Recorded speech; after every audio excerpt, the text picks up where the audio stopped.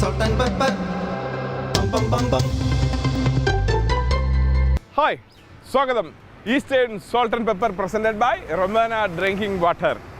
ഞാൻ ഇപ്പോൾ കുറച്ച് സബർ ജില്ലി കണ്ട അതിൻ്റെ മുന്നിൽ ഭക്ഷണം തേടിയുള്ള യാത്രയിൽ ആദ്യം എൻ്റെ മുന്നിൽ കണ്ടത് ഈ ഭക്ഷണമാണ്, സബർ ജില്ലി.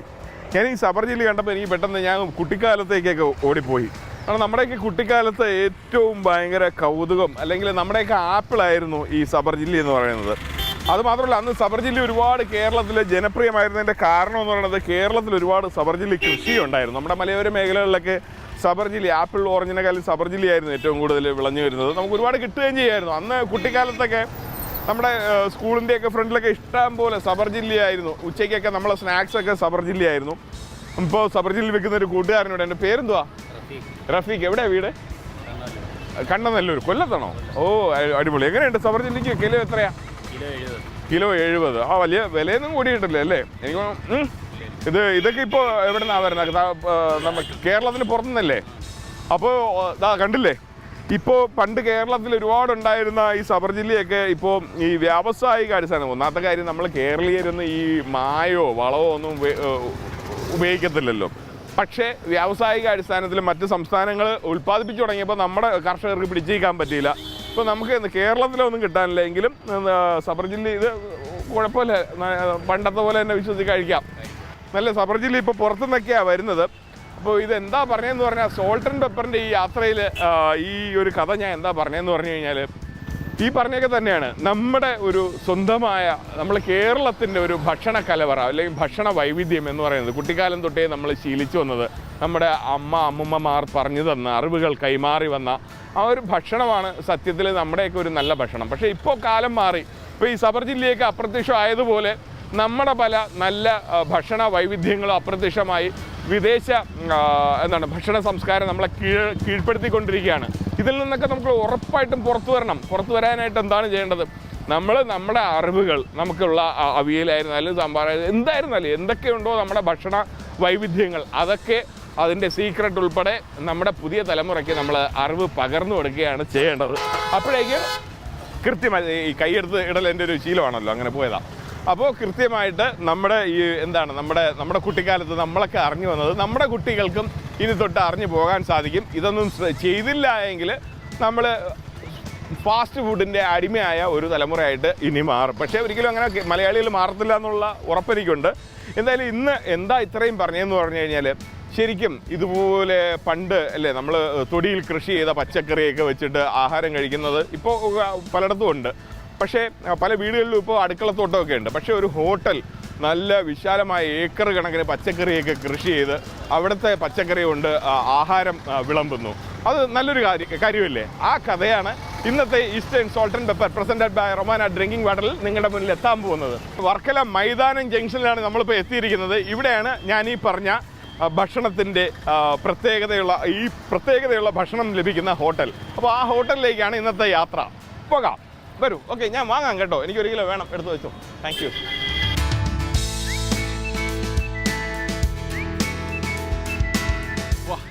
യെസ്, അപ്പോൾ ഇതാണ് ഞാൻ പറഞ്ഞ സ്ഥലം, ബാബു ഫാം റെസ്റ്റോറൻറ്റ്, മൈതാനം വർക്കല. ഞാൻ പറഞ്ഞില്ലേ ഒരു ഫാമൊക്കെ ഉണ്ടെന്ന്, അത് തന്നെയാണ് ഈ കാണുന്നത്. അപ്പോൾ ഇനി കൂടുതലൊന്നും പറയുന്നില്ല, ഇതിൻ്റെ കാഴ്ചകളിലേക്ക്.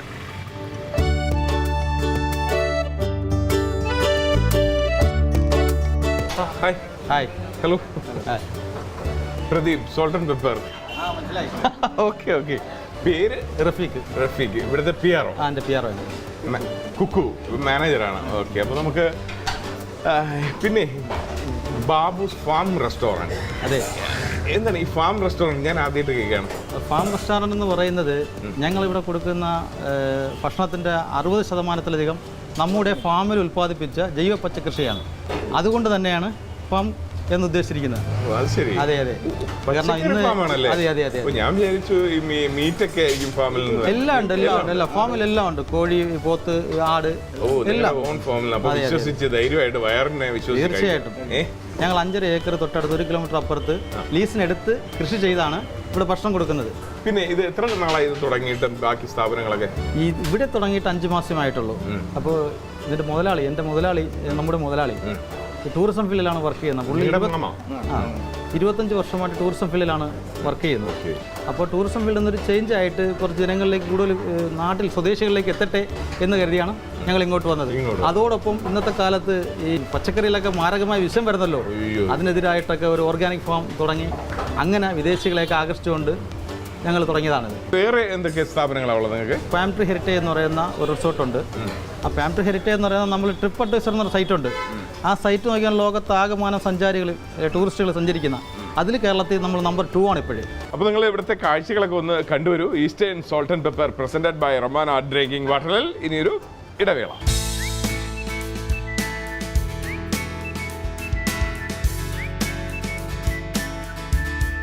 മടങ്ങി വരാം eastern salt and pepper presented by Romana drinking water രുചിക്കൂട്ടിലേക്ക്. അപ്പോൾ നമ്മുടെ ഷെഫ് എത്തിയിട്ടുണ്ട്. പേര് അനിൽകുമാർ. നമ്മൾ ഉണ്ടാക്കുന്ന സാധനം പറഞ്ഞു കൊടുക്കാവോ? Fishing banana leaf. അടിപൊളി. ഫിഷ് ബനാന ലീഫ്, അതായത് ഒന്ന് നമ്മുടെ വാഴയിലയിൽ സംഭവം അതാണ്. മലയാളത്തിൽ പറയുമ്പോൾ അങ്ങനെയാണ്, പക്ഷെ മലയാളത്തിൽ പറയണ്ട. ഇതിന്റെ രുചി ഫിഷ് ബനാന ലീഫ് അങ്ങനെ തന്നെ ആസ്വദിക്കണം, അതെ അല്ലേ? ശരി, നമുക്ക് തുടങ്ങാം. ഇതിന് എന്തൊക്കെയാണ് ഇൻഗ്രീഡിയൻസ് വേണ്ടത്? എണ്ണ, ഫിഷ് മസാല, പച്ചമുളക്, തേങ്ങാപ്പാൽ, ഉപ്പ്, തക്കാളി, മല്ലിപ്പൊടി, വെളുത്തുള്ളി, ഇഞ്ചി, മുളക് പൊടി, വേപ്പില, ജീരകം, കുരുമുളക് പൊടി, കടുക്, ഉലുവ, പുളി, ഒണിയൻ, കരിമീൻ, പിന്നെ നമ്മുടെ ബനാന ലീഫ് അഥവാ വാഴയില. ഇത്രയുണ്ടെങ്കിൽ രുചികരമായ ഇന്ന് ഈ കാണാൻ പോകുന്ന കാഴ്ച നിങ്ങളുടെ വീട്ടിലെ ഡൈനിങ് ടേബിളിൻ്റെ മുന്നിൽ നിങ്ങൾ വൈകുന്നേരം ഉണ്ടാക്കി വെക്കാം. ശ്രദ്ധിച്ചോളൂ. ഇതാണ് പ്രൊഫഷണൽസ് എല്ലാം കുക്ക് ചെയ്യുന്ന ഒരു പാനാണ്. ഈ പാനിൻ്റെ പ്രത്യേകത എന്ന് പറഞ്ഞാൽ ഈ പാനിനകത്തുള്ള സാധനം എടുത്ത് ഇങ്ങനെ പൊക്കിയൊക്കെ ഇങ്ങനെ അടിക്കുക, അല്ലേ? എണ്ണ എടുക്കണം. ഇപ്പോൾ വെളിച്ചെണ്ണ ചേർക്കുകയാണ്. നമുക്കൊരു ഇത്രയും കരിമീനുണ്ട് കേട്ടോ. കരിമീനാണ് എത്താൻ പോകുന്നത്. ഒരു 4 കരിമീൻ, കുഞ്ഞു കരിമീൻ. അപ്പോൾ അതിലേക്കായിട്ടുള്ള എണ്ണ, ആ കരിമീൻ മുങ്ങിക്കിടക്കുന്ന രീതിയിലുള്ള എണ്ണ ഒഴിച്ചല്ലേ? ചൂടായി കഴിയുമ്പോൾ കടുകിടണം. നമുക്ക് ഫിഷ് മസാല വെക്കണം. ഓക്കെ, അടുത്ത് ഫിഷിൽ ഈ സമയം കൊണ്ട് മസാല വരണം അല്ലേ? അപ്പോൾ ചേട്ടാ നടക്കട്ടെ. എങ്ങനെ എന്തൊക്കെയാണ് വേണ്ടത്? ചേട്ടാ ഇപ്പുറത്ത് വരണോ? ഓക്കെ. ആദ്യം മഞ്ഞൾപ്പൊടി ഇത്തിരി എടുക്കും. ഈ ശകലം മഞ്ഞൾപ്പൊടി, ഫിഷ് മസാല 1, 2, 2 സ്പൂൺ മുളക് പൊടി. ഓക്കെ. ബ്ലാക്ക് പെപ്പർ പൗഡർ ഇട്ടു. ഉപ്പ്, നമ്മുടെ റൊമാന ഡ്രിങ്കിംഗ് വാട്ടർ. ഇത് വളരെ സിമ്പിളാണല്ലേ? രുചി ഭയങ്കര ഹമ്പിളാണ്. മഞ്ഞൾപ്പൊടി, ഫിഷ് മസാല, പെപ്പർ, പിന്നെ നമ്മുടെ കാശ്മീരി ചില്ലി, ഇത്രയും വെള്ളത്തിലൊന്ന് കുഴച്ചിട്ട് ഇതാണ് എൻ്റെ മസാല. ഫിഷ് നമ്മൾ സാധാരണ ഫ്രൈക്ക് എടുക്കും പോലെ ആയി ചെയ്തിരിക്കണേ അല്ലേ? അതിന് ഫ്രൈ ചെയ്തെടുക്കുകയാണ്. അപ്പൊ ഇത്രയേ ഉള്ളൂ എന്നൊക്കെ ചിന്തിച്ചിരിക്കുന്നവരടുത്തൊരു ബാക്കി പറഞ്ഞോട്ടെ ഞാൻ. ഇത്രയേ അല്ല, ഇനി ആ പരിപാടികൾ വരാൻ പോകുന്നേ. ശരി. അങ്ങനെ ആദ്യത്തെ ഘട്ടം എന്ന് പറയുന്നത് ഈ ഫിഷ് നന്നായിട്ട് ഫ്രൈ ചെയ്തെടുക്കലാണ്. ഇതെന്താ എണ്ണയിലെത്തിയപ്പോഴേക്കും ഈ ഫിഷൊക്കെ വലിപ്പം വർദ്ധിച്ചോ? ഓ, അങ്ങനെ ഉണ്ടോ കരിമീനിന്? ഇച്ചിരി ചെറുപ്പത്തിലുള്ള മീനെ എണ്ണയിലോട്ട് പോയപ്പോഴേക്കും അതൊന്ന് വലുതായിട്ട് വന്നു. അങ്ങനെ വരും അല്ലേ?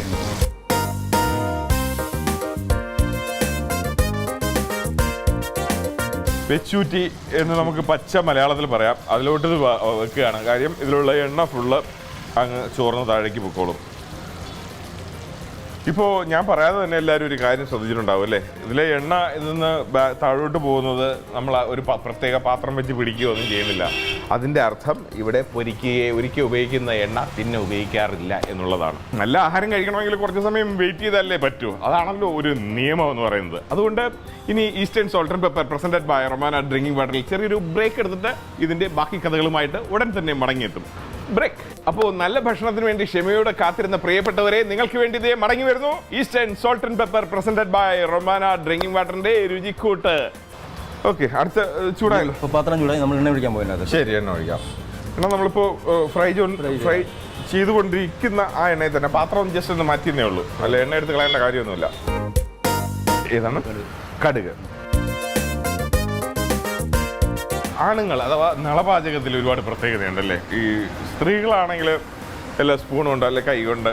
ആണുങ്ങൾ അങ്ങനെയല്ല. ആ പാത്രം എങ്ങനെ എടുക്കും? പാത്രത്തോടെ ഒരു ചരിപ്പാണ്. അത് അതൊരു ആണുങ്ങൾക്ക് മാത്രം അവകാശപ്പെട്ട ഒരു കുക്കിംഗ് സ്റ്റൈലാണ് അല്ലേ? നമ്മൾ നന്നായി ചോപ്പ് ചെയ്ത് വെച്ച ഇഞ്ചി ഏകദേശം 50 ഗ്രാം കിട്ടും അല്ലേ? വെളുത്തുള്ളി അതുപോലെ ചോപ്പ് ചെയ്ത് വെച്ച വെളുത്തുള്ളി, ഇഞ്ചിയുടെ അതേ അളവിൽ വെളുത്തുള്ളി ചേർത്തില്ല, ഒരു ശകലം കുറച്ച് ഇഞ്ചിയുടെ അളവിൽ നിന്ന് അല്ലേ?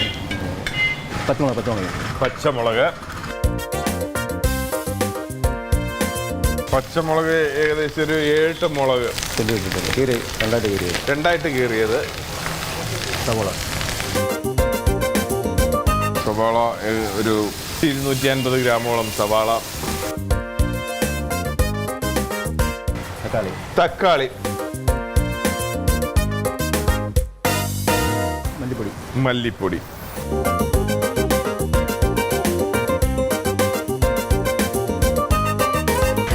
മുളക് പൊടി. ആ യെല്ലോ കളറിൽ നിന്നും അതൊരു കടും കളറിലേക്ക് മാറി. ഫിഷ് മസാല. ഓക്കെ, ഇച്ചിരി ഉപ്പ് ഇടുന്നത്. നേരത്തെ ഫിഷിൽ നമ്മൾ ഉപ്പ് ചേർത്തിട്ടുണ്ടല്ലേ ഫ്രൈ ചെയ്തപ്പോൾ? പെപ്പർ പൊടി. വെള്ളമൊക്കെ വറ്റി നല്ല കുറുകി ഒരു അരപ്പായിട്ട് കുഴഞ്ഞു വന്നിട്ടുണ്ടത്. തേങ്ങാപ്പാൽ ഒഴിച്ച് അതിൻ്റെ അകത്തോട്ട് നമുക്ക് മിക്സ് ചെയ്തിടുക. അപ്പോൾ അടുത്ത് തേങ്ങാപ്പാൽ ഒഴിക്കുകയാണ്. ഇനിയാണ് എല്ലാവരും വെയിറ്റ് ചെയ്യുന്ന നമ്മുടെ ബനാന ലീഫിൻ്റെ എൻട്രി വരാൻ പോകുന്നത്. തേങ്ങാപ്പാൽ ഒഴിച്ചു, ചെറുതായിട്ട് ചൂടായി കഴിയുമ്പോൾ വരുമ്പോൾ നമ്മളത് ഇറക്കി വെക്കും. ഓഹോ, വാഴയില വാട്ടി വെച്ചു അതിലോട്ട് മീൻ ഇതും കൂടി സെറ്റ് ചെയ്ത് വേറെ പാത്രത്തിൽ ബോൾ ചെയ്തിട്ടുണ്ട്. ഓക്കെ, അപ്പോൾ ഇത് മാറ്റാറായോ? ചെറിയ പാത്രം എടുത്തുകൊണ്ടേ എടുത്തുകൊണ്ട് വരും. അങ്ങനെ ഇവിടെ ഈ ചേട്ടൻ്റെ കൂടി എനിക്കെല്ലാം മനസ്സിലായി. എനിക്ക് മനസ്സിലായി, നമ്മൾ കോളേജിലൊക്കെ പഠിക്കുമ്പോൾ ഈ വലിയ മഴ വരുമ്പോൾ പറയുമായിരുന്നു, ഓ എൻ്റെ അമ്മയെ ചെറിയ മഴ തന്നെ. ഇപ്പം അതുപോലെയാണ് ഇവിടെ ചെറിയ പാത്രം എന്ന് പറഞ്ഞാൽ ഇങ്ങനെ ഇരിക്കും. ആ ഇലയിൽ ഇതേ പരിപാടി തുടങ്ങിയിട്ടുണ്ട്. ഒരു നല്ല തളിർ വാഴയിലയാണ് ഉപയോഗിക്കുന്നത്. ഏത് വേണമെങ്കിലും ഉപയോഗിക്കാൻ തോന്നല്ലേ? ഓക്കെ,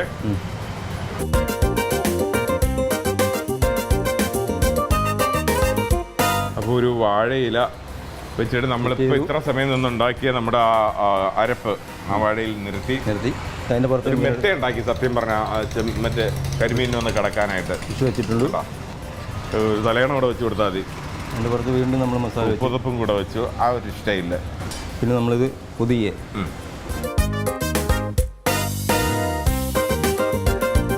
നാരുണ്ടേ. അപ്പോൾ നമുക്ക് ബനാന ഫൈബർ ഉപയോഗിച്ച് തന്നെ അത് കെട്ടാം. വാഴനാര് അത് നേരെ ഈ ഉരുളിയിൽ. ഇപ്പോൾ ഉരുളിക്കകത്ത് എണ്ണയോ ഒന്നും ചേർത്തിട്ടില്ല കേട്ടോ. സ്ട്രേറ്റ് വാഴയിലയുടെ ഹെൽപ്പോട് കൂടിയാണ് ഇനിയുള്ള കുക്കിംഗ്.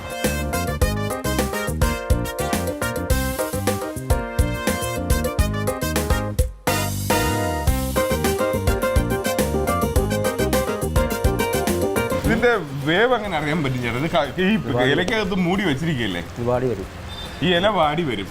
ആ വാടി വരലാണ് ഇതിൻ്റെ ഒരു വേവല്ലേ?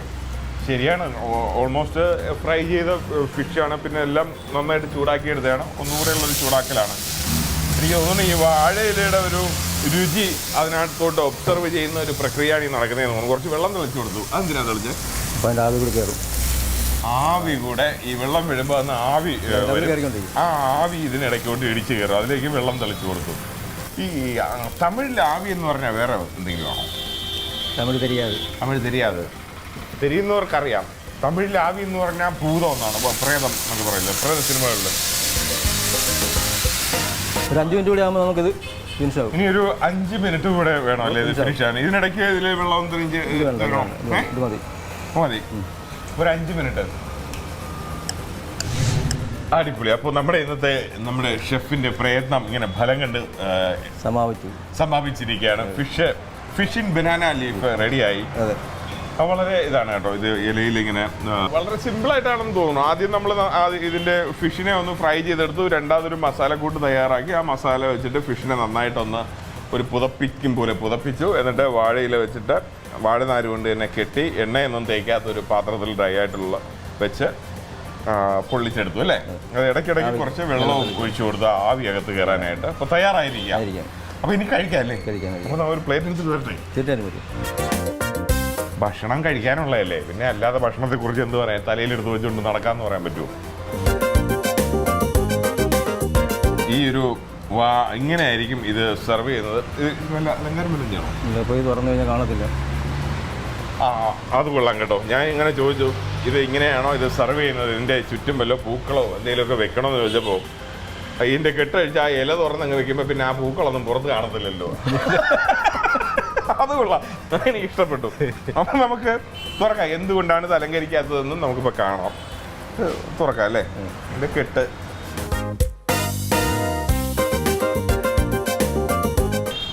വാഴയിലയുടെ സ്കൂളിലൊക്കെ പണ്ട് വാഴയിലയിൽ കൊണ്ടുവച്ച് തുറക്കുമ്പോൾ ഒരു മണം ഇങ്ങോട്ട് വരുമല്ലോ. ആ മണം ദേ എത്തി.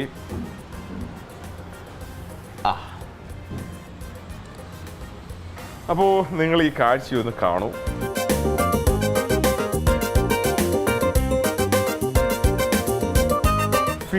മീനിനെ പുറത്ത് കണ്ടില്ലല്ലേ? കാണാൻ പറ്റത്തില്ല. ആ ഒരു മസാലയ്ക്കകത്ത് അത് ഇപ്പോഴും ഒരു പുതച്ച് മൂടി അത് സേഫായിട്ടിരിക്കുകയാണ് ഈ മഞ്ഞിനകത്തൊക്കെ നിൽക്കുന്ന കണക്ക്. അപ്പോൾ നമുക്കിത് കഴിക്കാം. എനിക്കൊന്ന് ആദ്യം ഇതിൻ്റെ ഒരു മസാല ഒന്ന് ടേസ്റ്റ് ചെയ്ത് നോക്കണം. കാരണം ഈ ഫിഷിനെ പൊതിഞ്ഞിരുന്നൊരു മസാലയാണ്. അപ്പോൾ ഉറപ്പായിട്ടും ആ ഫിഷിൻ്റെ ഒരു സത്തൊക്കെ ആ മസാലയിലുണ്ടാവും. ഇത് ശരിക്കും ചോറിൻ്റെ കൂടെയാണോ ഉത്തമം, അതോ ചോറിൻ്റെ കൂടെ? മസാല മാത്രമേ ഞാൻ ടേസ്റ്റ് ചെയ്യുന്നുള്ളൂ. നോക്കട്ടെ.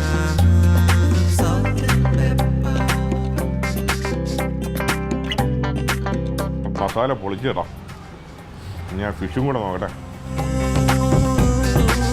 ആവി ഇപ്പോഴും വരുന്നുണ്ട്. ഞാൻ കരിമീനായതുകൊണ്ടൊന്ന് കൈ കൊണ്ടെടുക്കുകയാണ്. വേറൊന്നുമല്ല, ഒത്തിരി മുള്ളുണ്ട്. സായിപ്പ് കഴിക്കും പോലെ കഴിക്കാനുള്ള അല്ല കരിമീൻ.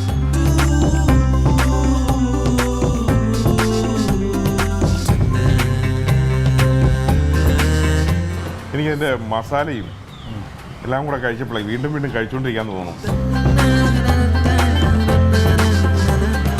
ഫിഷ് ഇൻ ബനാന ലീഫ്, അതിൻ്റെ പേര് പോലെ തന്നെ ഒരു ഡിഫറെൻറ്റ് പേരാണ്. അതുപോലെ തന്നെയാണ് വളരെ ഡിഫറെൻ്റ് ആയിട്ടുള്ള ഒരു ടേസ്റ്റ്. നമ്മുടെ മലയാളി ടേസ്റ്റ് തന്നെയാണ്. മലയാളികൾക്കെല്ലാം ഇഷ്ടപ്പെടുന്ന ഒരു ടേസ്റ്റ് തന്നെയാണ്. മലയാളികൾക്ക് മാത്രമല്ല, ഇതൊരു കൗതുകത്തോടെ വന്ന് കഴിക്കുന്ന എല്ലാവർക്കും ഇത് ഇഷ്ടപ്പെടും. എന്ത് പറയാനൊന്ന് നല്ല എരിവുണ്ട്, പുളിയുണ്ട്, കൊള്ളാം. എല്ലാം നമ്മുടെ കേരളത്തിൻ്റെ തനത് ടേസ്റ്റ് തന്നെ അതിനകത്തുണ്ട്. അതാണ് ഞാൻ കൂടുതൽ ഒന്നും പറയാത്തത്. നമ്മുടെ ഒക്കെ ഉള്ളിലുള്ള ആ ഒരു രുചി അത് അതേപോലെ നിലനിൽക്കുന്നുണ്ട്. എക്സലന്റ് ചേട്ടാ, ഗംഭീരമായിട്ടുണ്ട്. സന്തോഷം. അപ്പോൾ എങ്ങനെയാണ് നമ്മുടെ ഫിഷ് ഇൻ ബനാന ലീഫ് ഉണ്ടാക്കുന്നതെന്ന് ഒന്നുകൂടെ കാണണ്ടേ? അതിലേക്കായിട്ട് ദേ വരുന്നു റീക്യാപ്പ്.